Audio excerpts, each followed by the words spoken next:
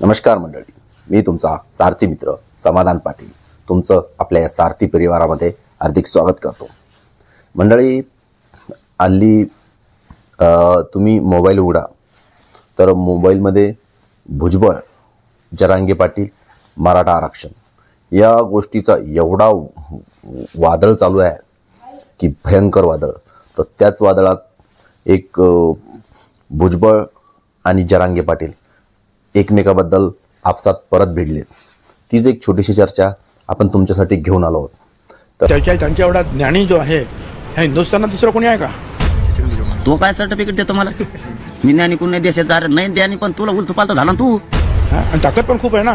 3 कोटी लोक मराठा ते मुंबईत आणणार होते, ते बघितलं सगळ्यांनी। 3 कोटी किती आहे तिकडे त्या वाशीला सुद्धा। पण तुला म्हणलो मी मुंबईत तू पोलावर थांबी वही घेऊन, तू थांबला नाही। तुला कसं कळतं 3 कोटी आले का? तू झोपला घरी घरून म्हणतो कुठे गेले त्याचे 3 कोटी? आता तुला माहिती आहे का? त्यांची हिंमत असेल ना तर त्यांनी मंडल आयोगाच्या विरुद्ध जे आहे आवाज द्यावा आणि त्याच्या विरुद्ध कारवाई करावी। तू झोपला घरी घरून म्हणतो कुठे गेले त्याचे 3 कोटी? आता तुला माहिती आहे का? आझाद मैदान ते वाशी फुल होतं, सगळे मुंबई अर्धी मुंबई ठप्प झाली होती। तुला माहिती आहे की? तुला काहीच माहित नाही। उगा आपलं गप्पा आणतो परत म्हणतो त्याला गणित येत नाही। मला तुला गणित येत नाही, तुला गणित येत नाही म्हणून ते थांब म्हणलं। देशात मी हुशार आहे मी म्हणलो नाही कधी, पण माझ्या आरक्षणापुरता आहे। तुला एकट्याला लोळवायपुरता मी निभार। मित्रांनो, मला असं वाटतं की हा वाद कुठेतरी थांबला पाहिजे।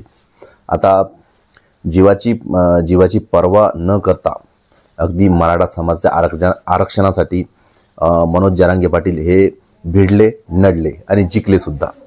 पण त्याच्या विरोधामध्ये छगन भुजबळ यांनी ओबीसी नेते व ज्यांना भडकवण्याचा प्रयत्न करत आहेत असे त्यांच्यावर आरोप होत आहेत।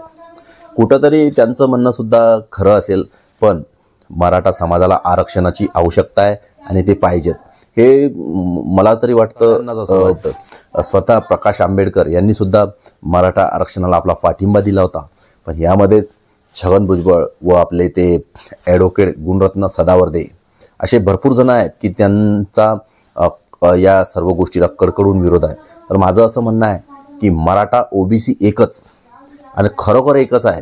तुम्ही जर अभ्यास केला, आता माझे नातेवाईक आमचे जे नातेवाईक आहेत, माझे नातेवाईक किंवा आमचे भाऊबंदसुद्धा, आम्ही रक्तातले, आता आम्ही इथं राहतो विदर्भात तर आम्ही ओबीसी आहे मराठा, आणि जे माझे एका रक्तातले आम्ही ते जे मराठवाड्यात राहतात ते मराठवाड्यात राहणारे आमचे मराठा आहे। म्हणजे सांगायचं तात्पर्य हेच आहे की मराठा कुणबी एकच आहे। म्हणून हा वादविवाद कुठेतरी थांबला पाहिजेत, नमला पाहिजेत। यावर तिसरा पर्याय काहीतरी वेगळा काढता येईल, पण ह्या सर्व गोष्टीचा वादविवाद हा कुठेतरी थांबला पाहिजेत। समाजाला यापासून नुकसान होईल, म्हणून मराठा बांधवाला न्याय मिळाला पाहिजेत। यासाठी सर्व झटतायत। त्यात विशेष म्हणजे सिंहाचा वाटा मनोज जरांगे पाटलाचा आहे। तर माझी एकच विनंती आहे की जे स्वतःला ओबीसी नेते म्हणून घेतात त्यांच्यासाठी की त्यांनी कुठंतरी या गोष्टीला पुस्टॉप द्या आणि हे असे वादविवाद चव्हाट्यावर आणल्यापेक्षा तुम्ही काय करू शकता तुमच्या समाजासाठी ते पहा। चला तर मंडळी, भेटूया पुढच्या व्हिडिओमध्ये अगदी नव्या छान विषयासह।